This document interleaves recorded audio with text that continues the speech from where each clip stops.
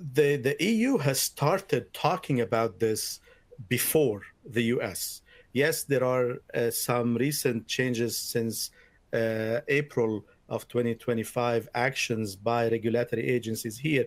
But let's not forget that the first European Union decision, which is a major decision in 2021, October or September, I believe, a resolution that was adopted with majority, with black majority, to establish framework or ask participating countries or member states to start developing frameworks for NAMs, not only in technology, but in education, in integration, in legislative changes, in policy updates and legal frameworks. So interesting, I read an editorial the other day saying that, EU talks and the United States uh, take action. So it's like kind of a funny title for prodding the EU, but there are so many major efforts in the EU right now. Actually, in the UK, there are things happening right now. But yes, the United States has been faster at adopting at the level of regulatory agencies starting in April. The change in government and administration in the United States has played a big role in that as well. Let's not forget that. And let's not forget that during the Biden administration, the changes that happened at the EPA to develop a particular timeline for phasing out animal testing was tabled. Now this is reinstated.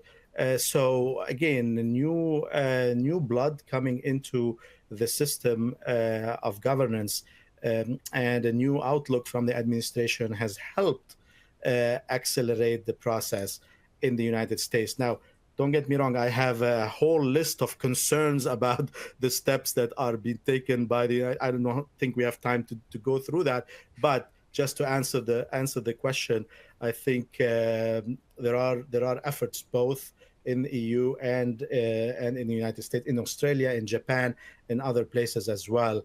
But the fanfare happened in the United States recently. Let's get Yeah, to and our results.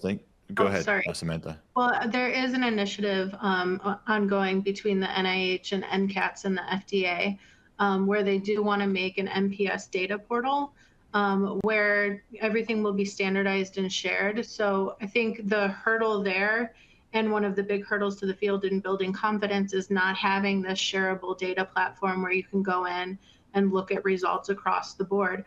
A lot of companies are very protective of their IP, and they're very sensitive to their toxicology data because, if something fails and doesn't move to the clinic, a lot of the times they don't talk about it.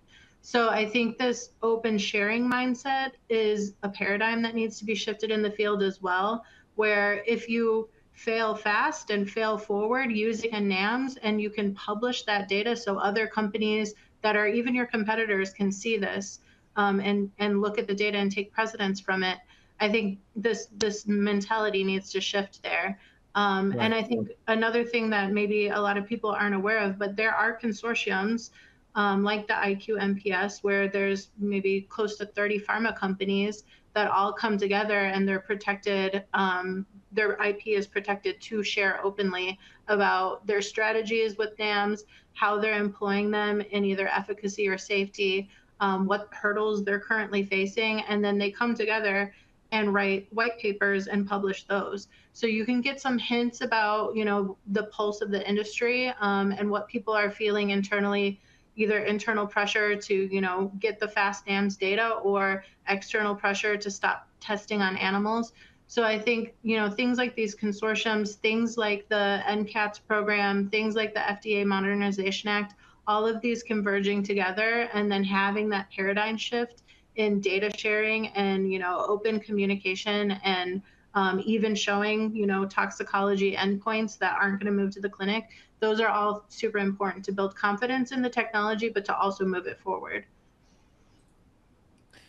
That is a great point. I think data sharing is something that where the industry is starting to appreciate more and more, especially as AI models become more important in their work as well. You're going to want more accurate, better data to kind of produce those results. Zaher, did you have something to add? Yeah, I know. I was just applauding Samantha.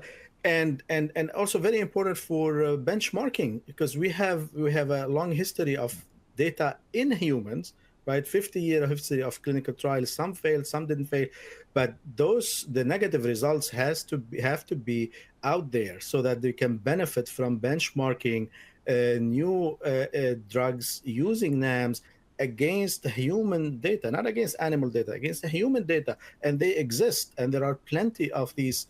There are thousands and thousands of trials that accumulated over the years, over the decades. Those would be vital for benchmarking NAMs against real gold standard, which is a human data, in terms of classes of drugs. I'm talking about not exact particular one, but the classes of drugs, to gain clarity. So data sharing and openness, and sharing it with the regular folk, sharing it with everyone, so that anybody who has technical knowledge about this can go investigate and look and develop something and come up with the different strategies. So not just sharing them among them. And there is a role for government in this. When the government started the Human Genome Project, it was not a democratic process. They said, look, you center, this is how much money you are going to get. You sequence that part. You do this, you sequence that, and then we're going to come together and assemble. And they had competition from the private industry as well, which accelerated the process. That's the paradigm that needs to happen in NAMs. Government investments that are serious and that are sufficient and that are plentiful, so that you can move the field forward, including and especially data sharing platform and real data sharing platform. So it's eligible, intelligible data sharing platform, so we can understand it.